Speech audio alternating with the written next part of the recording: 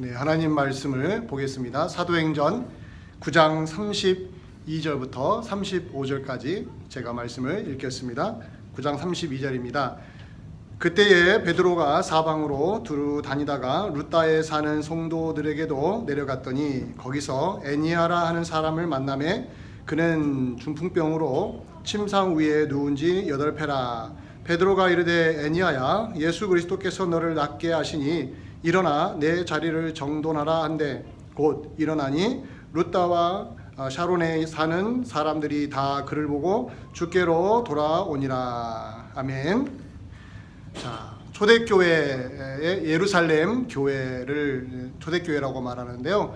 그 예루살렘 교회가 오순절날 성령 강림 후에 베드로 사도의 설교로 3,000명이 회개하면서 교회가 숫자적으로 폭발적인 증가를 경험을 합니다.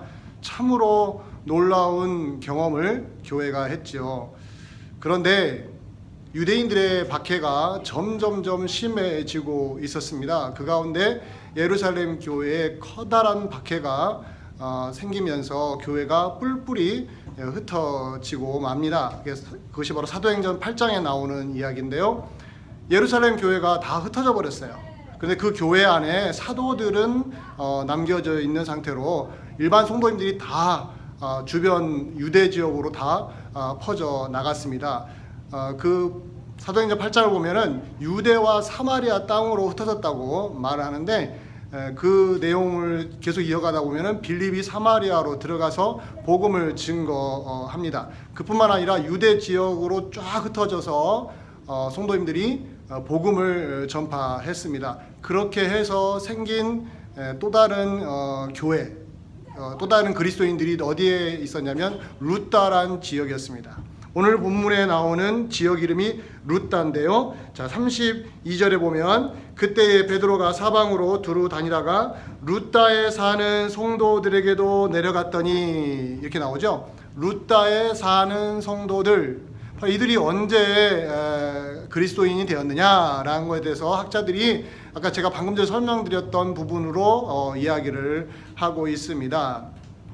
바로 교회, 예루살렘 교회의 입장에서는 너무나도 큰 아픔을 겪었지만 하나님의 시각으로는 그것을 계기로 해서 유대 지역에, 사마리아 지역에 예수 그리스도의 복음이 쫙 퍼져 나가도록 역사하셨다라는 거예요.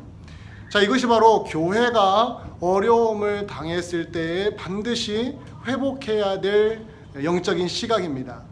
자, 단순히 인간적으로만 생각을 하면 안 됩니다. 교회가 어려움을 당하면 그것으로 끝이구나. 그게 아니라 교회가 어려움을 당하면 또 다른 시작일 수 있을 것이다라는 희망적인 시각이 우리에게 있어야 합니다. 하나님이 그렇게 역사하신다라는 거죠. 예루살렘 교회가 그랬습니다. 바로 그러한 모습이 룻다에 있는 성도들이 일어나게 된, 생기게 된 근본적인 원인이었다라는 거죠. 자, 이런 식으로 하나님의 역사는 우리 생각을 뛰어넘을 때가 너무나도 많습니다. 저는 오늘 룻다에 있는 성도들 이야기를 하면서 그곳에서 한 사람, 애니아라는 사람에게 초점을 맞춰서 말씀을 증거하려고 합니다. 그것은 이 애니아에게 놀라운 일이 일어났기 때문에 그렇습니다. 베드로 사도가 그 룻다 지방에 오기 전에 여러 지역을 순방을 하다가 룻다라는 지역에 왔는데 이렇게 말해주고 있어요. 룻다에 사는 성도들에게도 내려왔다고 말합니다. 즉 베드로가 룻다에 사는 성도들에게 온 이유는 그들을 위로하기 위해서라는 것을 충분히 우리가 추측할 수가 있다라는 것이죠. 그런데 그렇게 많은 성도님들 속에서 특별히 한 사람에게 주목을 합니다. 바로 그의 이름이 뭐냐면 애니아예요. 애니아. 그래서 오늘 33절에 보면 거기서 애니아라는 사람을 만났다라고 말하죠. 베드로가 룻다에 있는 성도들을 방문했는데 그 중에 베드로의 눈에 들어온 사람이 누구였냐면 애니아였어요. 그 애니아가 눈에 들어온 이유는 33절에 이렇게 말하고 있습니다. 그는 중풍병으로 침상 위에 누운 지 8패라. 무려 8년 동안 중풍병으로 침상 위에 누워 있었던 애니야 성도, 그 애니야 성도에게 베드로가 초점을 맞추고 있어요. 그러면서 그 애니야에게 베드로가 즉각적으로 이렇게 말을 합니다. 애니야야, 예수 그리스도께서 너를 낫게 하시니 일어나 내 자리를 정돈하라 라고 34절에 이야기하고 있죠. 자, 루다에 사는 성도님들을 위로하기 위해서 베드로가 내려왔습니다. 근데 그 중에 한 사람, 애니야라는 사람, 8년 동안 중풍병을 앓고 있는, 침상에서 누워있는, 8년 동안 누워있는 환자였던 애니야에게 관심을 기울입니다. 그것뿐만 아니라 애니야를 향하여 당장 일어나라고 말합니다. 자리를 들고 일어나라고 합니다. 자리를 정돈하라고 하죠. 침상에서 일어나라고 하는 거죠. 즉시 애니야는 자리에서 일어납니다. 그리고 그 결과가 뭐였냐면 35절에 루다뿐만 아니라 그 옆에 동네인 사론에 사는 사람들이 누구를 봤냐면 애니야를 본 거예요. 애니야가 치료된 것을 보고 주께로 돌아왔다고 말합니다.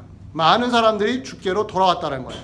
너무나도 놀라운 소식이 이 본문 안에 담겨 있습니다. 복음의 힘이 무엇인지를 충분히 보여주는 내용들이죠.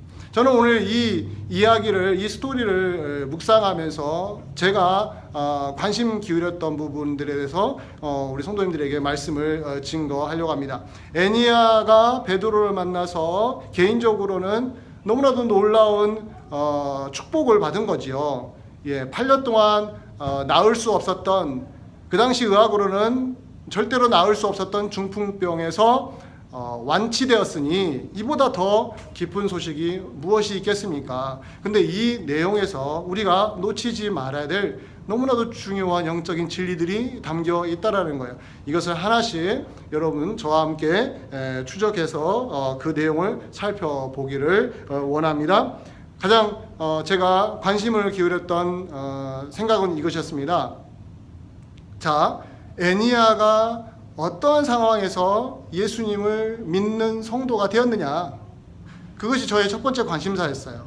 자, 애니야가 어떤 상황에서 예수님을 믿게 되었는가? 당연하죠. 중풍병을 앓고 있는 상황에서 예수 그리스도를 믿게 되었다라는 거예요. 자, 무슨 근거로 그렇게 말씀을 드리느냐? 자, 오늘 33절에 보면 애니야가 침상에 누워 있는지 8년째라고 했습니다. 근데 그때 이미 애니야는 성도였습니다. 성도. 루다에 있는 성도들 중에 한 명이 애니야였습니다. 그러면 이 사람이 언제 예수님을 믿었느냐? 그러면 8년 전에 중풍병을 앓기 전에 예수님을 믿었느냐? 그렇게 보지 않습니다. 그 근거는 아까 제가 서두에서 설명을 드렸다시피 예루살렘 교회가 핍박을 받은 다음에 그 교회에 있는 성도들이 유다 지역으로 뿔뿔이 흩어졌는데 그 흩어진 성도님들이 간 지역이 루다라는 곳이었습니다. 그 루다의 성도들이 그때 생긴 거죠. 그때 애니야도 예수 그리스도의 복음을 받아들였다고 추측할 수가 있습니다. 근데 그 시간이 불과 길어봤자 1년, 짧으면 몇 개월이라고 추측할 수가 있는데 그 기간에 이 애니야가 복음을 받아들인 거죠. 자, 그렇다면 중풍병을 앓고 있었던 시기는 8년이었습니다. 근데 예수 그리스도를 만난 것은 한 1년 전이라고 추측을 한다면 여전히 중풍병을 앓고 있는 가운데서 누구를 만난 거죠? 예수 그리스도를 믿은 것입니다. 저는 이 부분이 그냥 지나칠 수가 없어요. 이 부분을 그냥 지나칠 수가 없었어요. 어떤 상황에서 예수님을 믿었느냐? 이건 상당히 중요한 요소입니다. 중풍병을 앓고 있는 상황에서 침상에 누운 지 몇 년이 지난 후에 그 상황에서 예수 그리스도의 복음을 받아들였다. 당연히 예수 그리스도를 믿어야지 라고 우리가 생각할 수 있지만 결코 쉬운 문제가 아닙니다. 자, 이 부분을 좀 더 우리가 집중해서 살펴보기를 원합니다. 자, 사람마다 어떠한 상황에서 어떤 환경에서 예수님을 믿느냐 각자 물어보면은 다 다를 것입니다. 각자 형편과 또 상황과 환경이 다 다른 상태에서 예수 그리스도를 만났고 예수님을 믿게 되었다고 고백을 할 것입니다. 애니야는 중풍병을 앓고 있는 가운데서 예수님을 만난 것이죠. 자, 그렇다면 예수님을 만나기 쉬운 환경이라는 게 있을까요? 반대로 예수님을 믿기가 가장 어려운 환경이 있을까요? 어떤 환경이면 예수님을 더 쉽게 믿을 수 있을까요? 또 어떤 환경에 처하면 예수님 믿기가 그렇게도 어려울까요? 우리는 예수님을 믿기 너무 좋은 환경이 있을 것이라고 추측할 때가 있습니다. 그럼 그런 판단이 어긋날 때가 얼마나 많은지 우리는 기억해 볼 필요가 있습니다. 제가 어떤 목사님이 했던 이야기를 들은 적이 있습니다. 그 목사님의 교회에 어떤 권사님이 계셨는데 그 권사님의 남편이 그렇게도 예수님을 반대했던 사람이에요. 그뿐만 아니라 교회 다니는 것도 너무 싫어했죠. 자기 아내가 교회 권사님이지만 그 교회 가는 걸 탐탁지 않게 여겼습니다. 그러나 이기지 못하고 그냥 아내는 교회를 가게 내버려두면 자기는 절대로 안 간다고 했었다고 합니다. 그래서 그 권사님은 교회에 와서 기도할 때마다 기도 제목이 자기 남편이 빨리 예수 믿고 구원받는 것이라고 말했던 거지요. 그러다가 그 남편에게 좋지 않은 일이 벌어진 겁니다. 좀 큰 일이 벌어진 거예요. 그래서 그 권사님이 판단하기로 지금이 하나님이 부르신 때인가 보다, 이렇게 판단을 한 거예요. 지금 이제 목사님이 와서 자기 남편에게 예수 믿으라고 말하면은 이제는 믿을 수 있겠다. 큰 사건을 만나서 마음이 많이 낮아졌다고 판단을 했기 때문에 그렇게 한 거예요. 그래서 자기 교회 목사님을 불러서 목사님에게 부탁을 한 겁니다. 목사님, 점잖게만 말씀하지 마시고 반협박적으로도 좋으니까 강하게 좀 말씀해 주세요. 이렇게 부탁을 한 거예요. 어떻게 하냐면 지금 여기서 예수 안 믿으면 더 큰 일을, 더 안 좋은 일을 만날 수 있으니까 지금 여기서 예수 믿으라고 꼭 좀 해주세요. 이렇게 부탁을 했다는 거예요. 목사님은 가타부타 대답을 하지 않고 그 신방을 갔다고 합니다. 가서 이제 그 권사님 남편과 대화를 한 것이죠. 대화를 쭉 하는데 그 목사님 마음에 확신이 확 드는 거예요. 마음에 확신이 확 드는 거예요. 이분은 아직도 멀었다. 이분은 아직도 멀었다. 이 확신이 든 거예요. 권사님의 기대는 지금이 때라고, 지금이 예수 믿는 때라고 생각하고 목사님과 함께 왔는데 목사님 마음속에 드는 생각은 아직도 멀었다. 대화를 해보니까 얼마나 고집이 센지 틈이 없는 거예요. 그래서 결국은 실패로 돌아갔다고 합니다. 그 이야기를 제가 그 목사님이 했던 이야기에서 들은 것인데, 여러분, 그 권사님의 판단이 잘못되었을까요? 그렇지 않을 수도 있습니다. 맞아요. 지금 이 순간이 자기 남편이 예수님께로 돌아올 가장 초로의 기회다라고 얼마든지 생각할 수 있었을 것입니다. 그런데 안 받아들이잖아요. 이 상황이면 꼭 예수님을 믿을 수밖에 없을 것이라고 했는데 오히려 그와 반대로 하나님이 계시다면 왜 내가 이렇게 고통을 당해야 돼? 라고 오히려 반문을 하는 거예요. 하나님이 계시다면 나보다 더 나쁜 사람들은 왜 저렇게 잘 먹고 잘 살아 하고 오히려 분노를 표출하는 거예요. 지금이 때라고 생각했는데, 지금이 예수님을 믿을 때라고 생각했는데, 지금이 그런 상황이라고 생각했는데 보기 좋게 어긋나버린 거죠. 이런 일들은 많이 있습니다. 물론 그 반대로 정말로 지금이 때가 아니라고 했는데 예수님 앞에 돌아온 사람들도 또 얼마나 많은지 우리는 기억할 필요가 있습니다. 자, 어떠한 환경이냐, 어떠한 상황이냐에 따라서 예수님을 더 잘 믿을 수 있을까? 아니면 못 믿을 것인가? 이것을 판단하는 것은 상당히 애매하다는 것입니다. 우리가 기억해야 될 것은 무엇입니까? 하나님의 은혜가 너무 강력해서 예수 그리스도를 믿게 된다는 이야기예요. 자, 이 부분으로 우리는 하나가 되어야 됩니다. 환경이 좋을 수도 있고 나쁠 수도 있어요. 그러나 좋은 환경이든 나쁜 환경이든 그 사람의 상황이 좋든 나쁘든 하나님의 은혜가 강력하게 임하면 그 누구도 버틸 수 없을 것이다라는 확신을 갖고 있어야 한다는 것이죠. 우리가 왜 그렇게 생각해야 됩니까? 바울 사도의 말을 한번 제가 인용을 할까요? 너무 유명한 말씀인데 에베소서 2장 8절에 이런 말씀을 바울 사도가 했습니다. 너희는 그 은혜에 의하여 믿음으로 말미암아 구원을 받았으니 이것은 너희에게서 난 것이 아니요 하나님의 선물이라. 너희는 그 은혜에 의하여 믿음으로 말미암아 구원을 받았는데 너희에게서 난 것이 아니라 하나님의 선물이라. 그의 은혜로 말미암아 그 은혜 때문에 그 은혜 하나님의 은혜가 너무너무 강력해서 우리가 구원을 받았다고 말을 하는 것입니다. 우리가 적당한 시기가 되어서 잘 알아들어서 예수 그리스도를 받아들인 것이 아니라는 것이지요. 환경이 좋아져서 예수님을 받아들이기가 더 쉬웠다는 것도 아니라는 겁니다. 환경이 나빠서 지금은 절대로 예수님 믿을 수 없구나라고 판단하는 것도 결코 옳은 것만은 아니지요. 하나님의 은혜가 강력하게 임하는 것이 가장 중요합니다.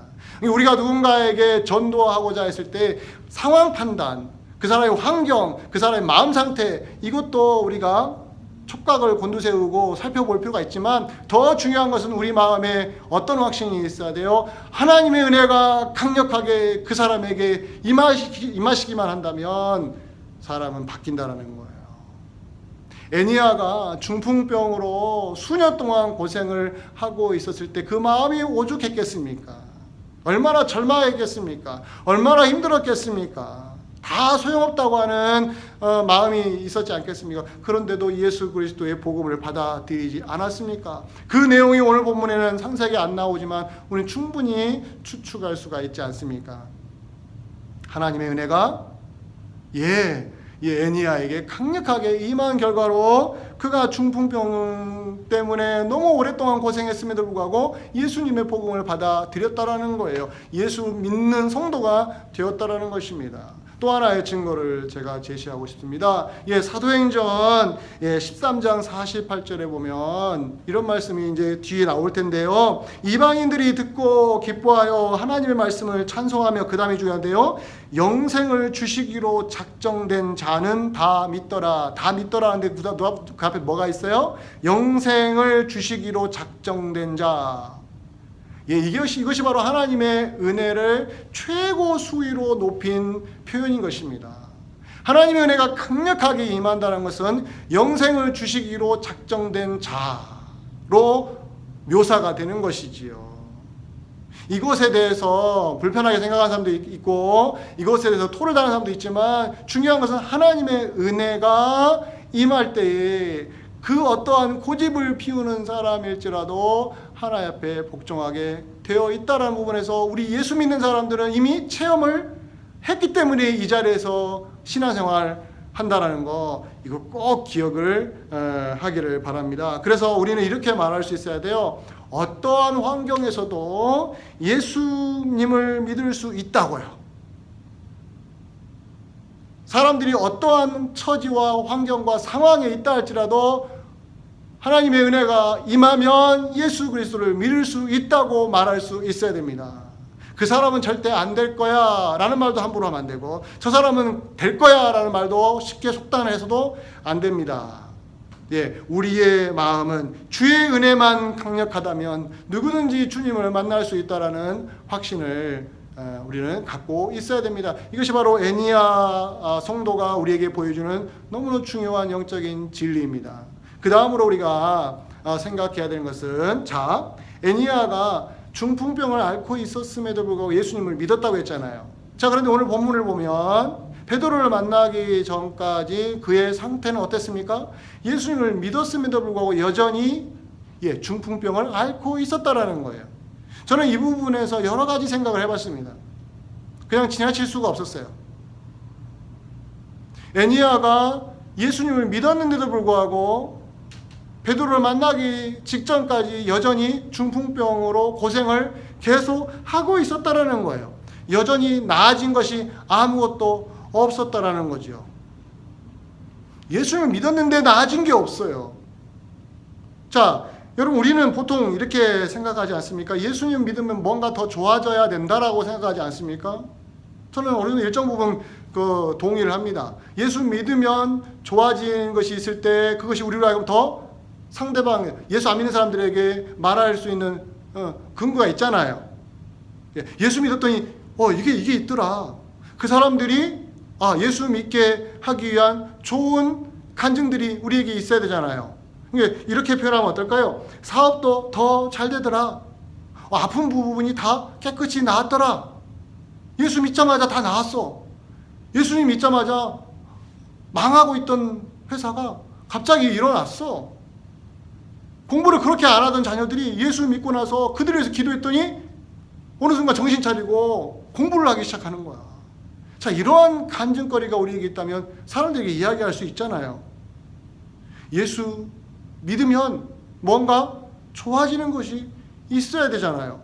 근데 오늘 본문에 보면 애니아는 어떻습니까? 예수 그리스도를 믿는 성도가 되었는데도 여전히 중풍병을 앓고 고생하고 있었다라는 거예요. 자, 제가 여러분들에게 중요한 말씀 하나 인용할게요. 요한 3서 2절입니다. 요한 3서는 한 장밖에 없는데 2절에 이런 말씀이 있어요. 사랑하는 자여, 내 영혼이 잘됨같이 내가 범사에 잘되고 강건하기를 내가 간구하노라. 많이 들어본 이야기죠. 여기에서 삼박자 축복이라는 말이 나왔습니다. 얼마나 많은 사람이 호응했는지 몰라요. 영혼이 잘된 것 같이 범사가 잘되고, 범사란 건 뭐예요? 하는 일마다 다 잘된다니까. 어때요? 사회활동도 잘되고, 회사도 잘되고, 직장에서도 잘되고, 사업도 잘되고, 강건하기를, 이것은 어떻게 표현을 해요? 육체의 건강을 이야기합니다. 이렇게 해석을 해요. 해가지고 영혼이 잘되고 범사가 잘되고 육체까지 건강해지는 삼박자 축복. 예수 믿는 사람은 예수를 믿으면 이렇게 되어야 한다고, 이것이 마치 정상적인 것처럼 주장을 하는 바람에 얼마나 많은 사람들이 마음고생했는지 몰라요. 사랑하는 성도 여러분, 오늘 본문에 있는 사랑하는 자여 내 영혼이 잘된 같이, 이 요한 3서 2절에 있잖아요. 이 내용은 기도한 겁니다. 기도한 거. 성도님들을 생각하고 기도한 거예요. 모든 사람이 그렇게 되어야만 정상적인 것처럼, 예수 믿으면 다 그렇게 돼야 되는 것처럼 그런 마인드로 말한 게 아니라 그렇게 소망을 담고 그냥 기도한 거예요. 목회자가 우리 성도님들에서 기도하듯이 요한 사도가 이렇게 기도한 것입니다. 자, 우리는 예수님을 믿었는데도 건강하지 못하다. 예수님을 믿었는데도 물질적으로 여전히 가난하다. 예수님을 믿었는데도 하는 일이 잘 안 풀린다. 믿었는데도 우리가 하는 일이 안 되고 모든 게 안 풀린다면 우리가 잘못 믿었는가 보다. 우리에게 믿음이 없어서 그런가 보다. 이렇게 판단하는 것이 옳을까요? 의외로 많은 분들이 이런 실패감에 가슴앓이를 하는 사람들이 있습니다. 오히려 우리는 이렇게 말해야 되지 않겠습니까? 가난해도 예수님을 믿으니까 즐겁다고 하면 억지인가요? 가난한데 예수님 때문에 너무 행복해요, 너무 즐거워요 라고 말하면 억지인가요? 하나도 안 부럽죠, 우리가. 자식들이 잘 안 풀리는데도 열심히 기도하고 예배드리고 하나님을 찬양하면 멋있지 않습니까? 근데 하나도 안 멋있게 보인대요.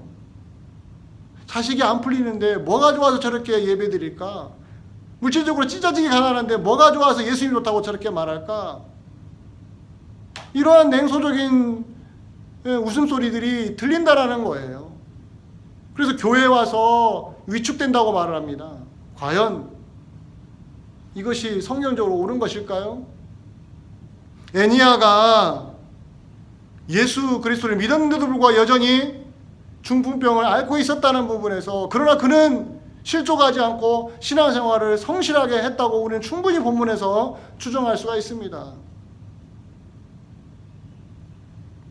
지금 한국은 12월에 수능을 앞두고 있다고 합니다.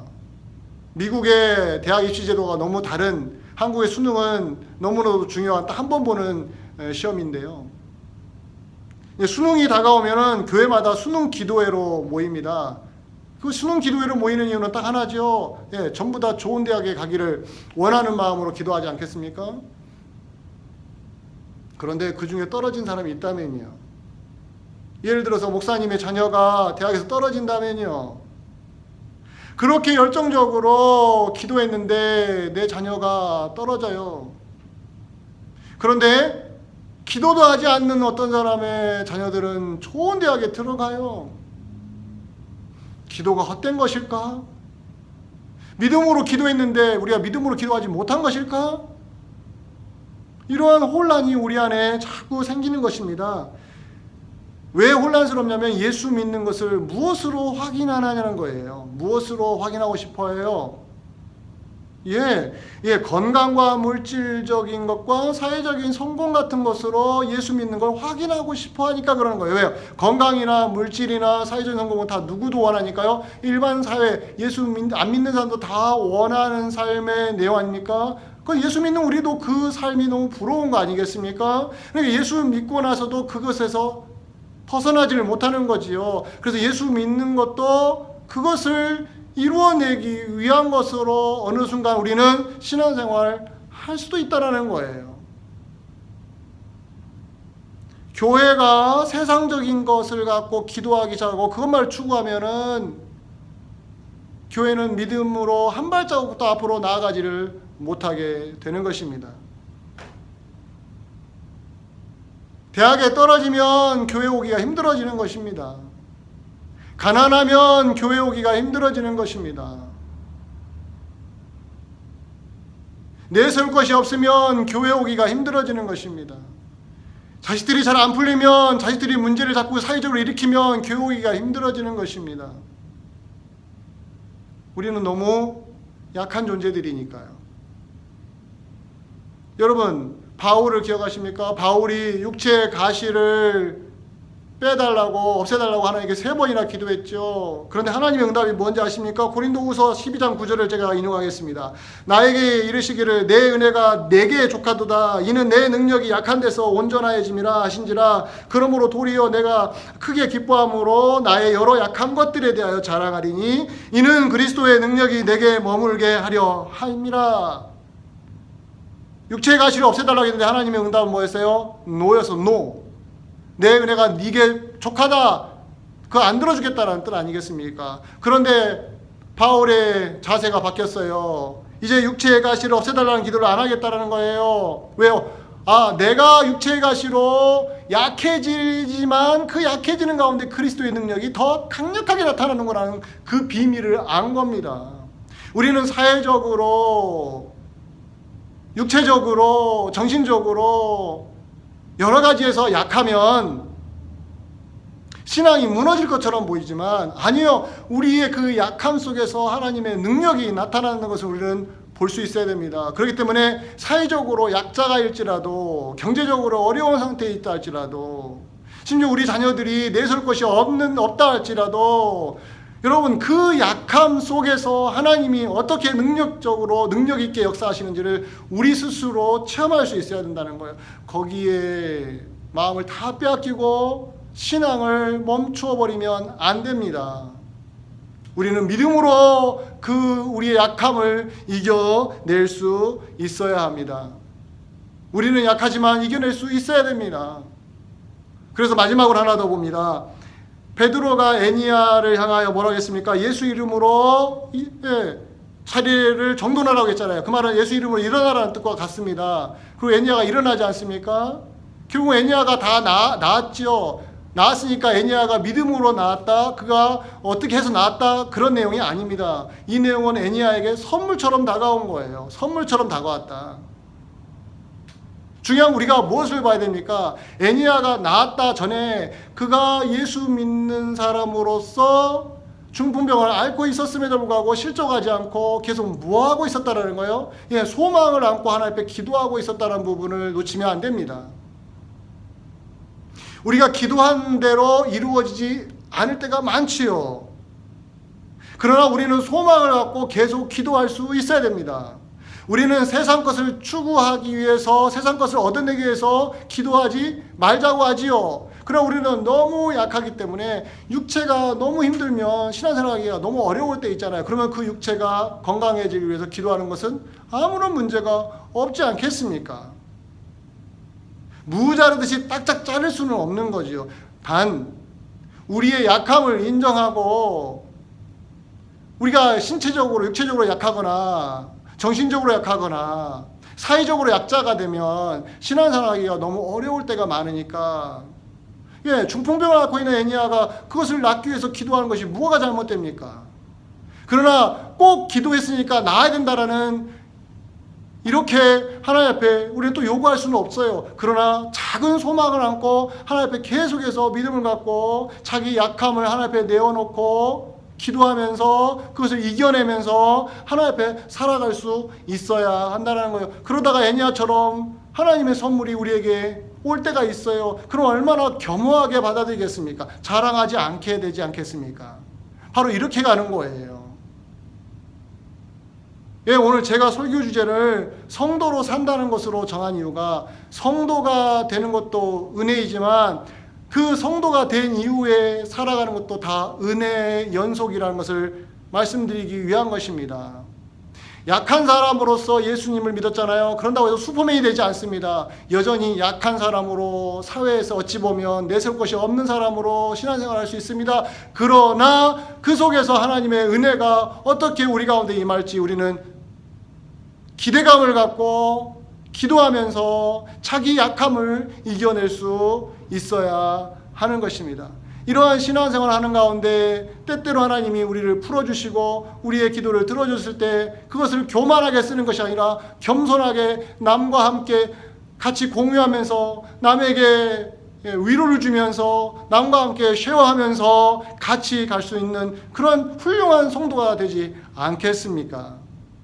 이러한 신자로 산다는 것이 오늘 애니아가 우리에게 보여주는 놀라운 영적인 진리라고 저는 믿습니다.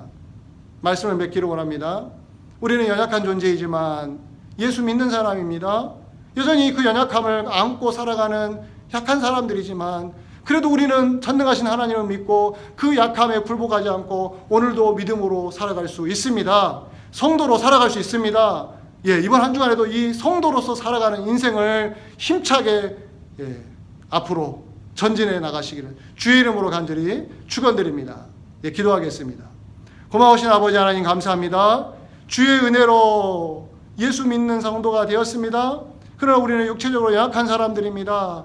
그럼에도 불구하고 약함 가운데서 은혜를 주시는 아버지 하나님이여 새로운 힘을 우리에게 주시옵소서. 우리에게 좋은 일이 있든 나쁜 일이 있든 예수 믿는 사람으로 하루하루를 믿음으로 살아갈 수 있는 성도로서 우리가 우리 자신을 갖추어 가도록 은혜를 더하여 주시옵소서.